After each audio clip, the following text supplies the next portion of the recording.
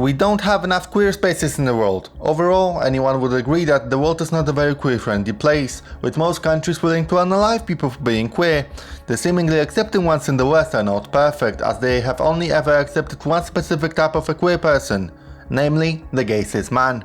And while going to a big European city, you might be overwhelmed with pride flags and places claiming themselves to be queer friendly, the reality is quite different. While you will not have a problem going for a night out or having a drink in a gay bar, finding an actual community has proven to me and others to be quite difficult if you're not cisgender. Having lived in Amsterdam for almost 2 years, I can confidently say most of such places are dominated by middle-aged gay men. And while certainly they have their place in the community, as a non-binary person I felt a bit out of place, and spaces with people like me were very few and far between. The one I can genuinely recommend in Amsterdam is Frankrijk. They host queer events every Wednesday and the crowd is a lot more diverse. I'm recording this a bit later, but I think this is an important part of the video. So I basically wanted to compare countries in the West to countries like Poland, where I'm at right now. This is my home country, this is where I grew up, and I've lived in the Netherlands for like 2 years, so I want to compare those two countries together in terms of like queer spaces, queer communities, stuff like that. So as you can imagine, and I don't need to tell you, the Netherlands have a huge head start because they had like gay marriages forever, and they had all of these gay events, queer events, and they are basically known to be one of the most queer-friendly countries, gay-friendly countries in the world. But I think this resulted in this like separation of the community. So there are like gay cis people here, and there are trans and non-binary people here, and these people, they have all the rights they want, and these people don't have the rights. Of course, for trans and non-binary people in the Netherlands, the transition is way easier than in other parts of the world, but still there could be some more laws making it easier to change your name, making it more straightforward in general. But yeah, it's pretty good, but it's not perfect. So trans and non-binary people still don't have all the rights they need, while gay cis people have had those rights for decades now. So you can see how there is an imbalance here, like imbalance of privilege basically, and you can see it even in the events like Amsterdam Pride, for example. Until very recently it was known as Gay Pride, so it was marketed only towards gay people, and of course, having had all of those years, they had a lot of time to like develop the spaces for them, the spaces catered for them. What I also experienced, which was so bizarre for me, is that in the Netherlands you can find those gay people, usually gay men, like old gay men who are business owners and like very, very capitalist ones at that. And that was so bizarre to me because they act just like the straight white capitalist, but the only exception is that they are gay. So like this was so bizarre to me, like the level of ignorance that those people have, like knowing the amount of oppression that this system has caused to their community and still supporting it. Oh my god, like this was so bizarre to me.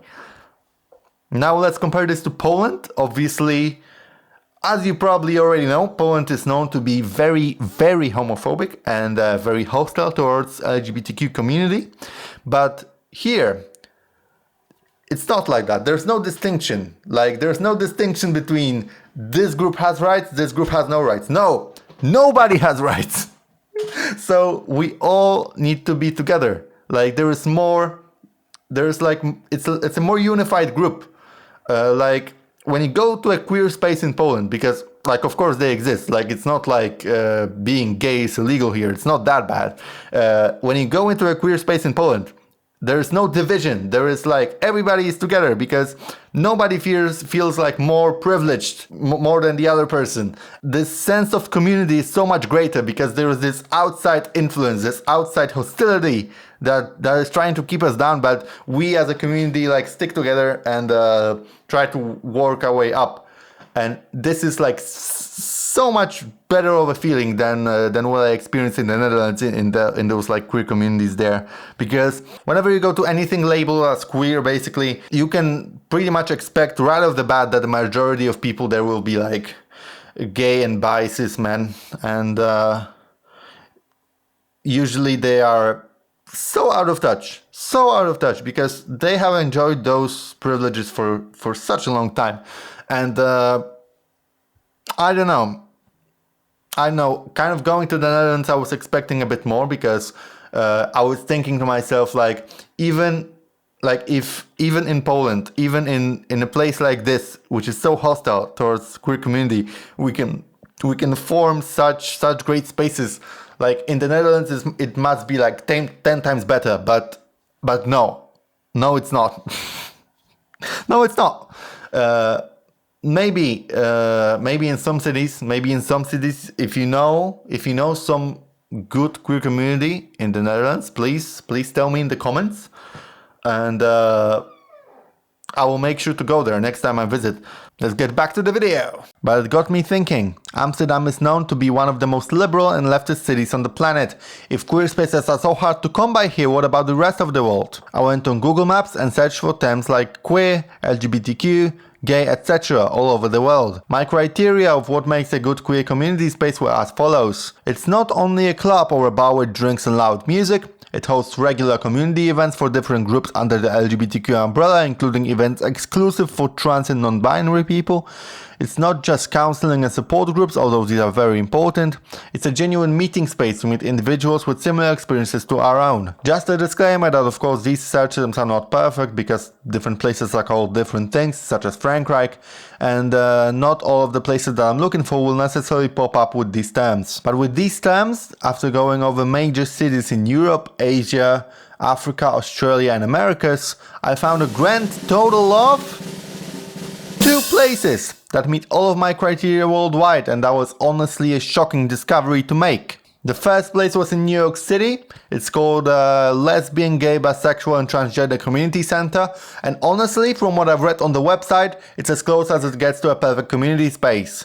They host a plethora of different events catered to different groups daily, and they offer health services, legal services, and lots of other wonderful things. So honestly, great job, New York. The other event I found was the London Transgender Meetup Group, which doesn't have all of the bells and whistles that the New York one has, but from what I've seen, it's organized regularly, and honestly, if every major city would have at least that, it would be really great. Now I'm going to go over the most common deviations from my criteria that I found around the world. Most of the major cities had at least a support group, which is wonderful, because as you know, us queer people struggle with our mental health a lot, so the support is really needed. But unfortunately, a lot of the groups I found were organized very irregularly, or like once a month, which is not really enough, to be honest. And in most cities, that's where it ended. Just a support group or a crisis intervention center, which is also great and very much needed, but there were no communities outside of the context of mental health, so no place to just hang out and make friends. A common issue was also the events that market themselves as queer friendly, but everyone is welcome. As you can imagine, they're probably dominated by straight people anyway, and we really need those queer only spaces.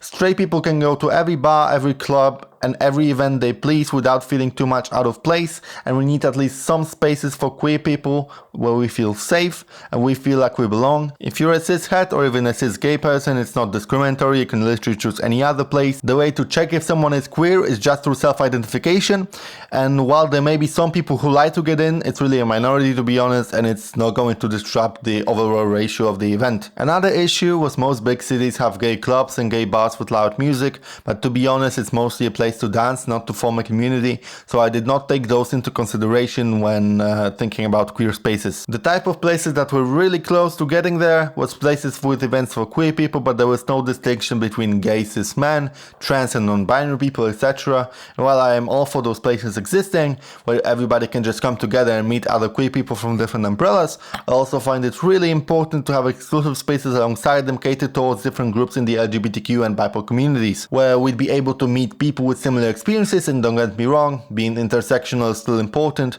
but keep in mind that one person is not restricted to just one group or event, and I am simply advocating for new spaces to be created without altering the existing ones. Some people may argue that I'm describing a non-issue here, or that there is not enough trans and non-binary people for such groups to make sense, but those who know how hard it is to make queer friends in a lot of places will agree with me that there is demand, and the only thing that's lacking is funding. Unfortunately, people with money aren't typically too keen on supporting marginalized communities, and they will make everyone believe that we don't deserve it. But I believe that it is the right of every person to find their community, and we should make that easier and easier for generations to come. That's it for this video. If you like to go ahead and give my previous video a watch as well, like, subscribe, and see you next time. Bye bye!